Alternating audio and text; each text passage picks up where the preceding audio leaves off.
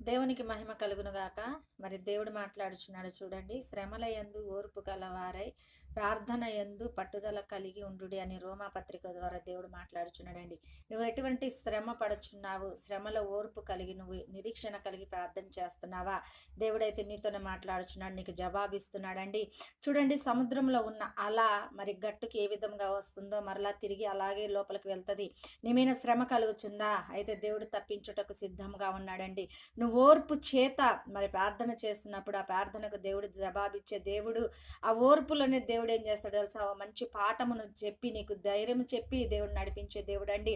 అలాగని శ్రమల్లో నేను వదిలేసేవాడు ఆయన కాదండి. ఎవరైతే శ్రమ పడుతూ ప్రార్థన చేస్తున్నారో వారి అక్కర్లు తీర్చడానికి దేవుడు ఏం చేస్తాడు తెలుసా? మేఘారుడై మన మధ్యలోకి వచ్చి మన శ్రమలు చిటికలో తీర్చేసే దేవుడు అండి. ఎటువంటి శ్రమ అయినా కూడా మనము నిరీక్షణ కలిగి ప్రార్థన చేస్తే దేవుడు ఏం చేస్తాడు తెలుసా? ఆ శ్రమల నుండి మనల్ని విడిపించి మనల్ని బలపరిచే దేవుడండి ఆయన.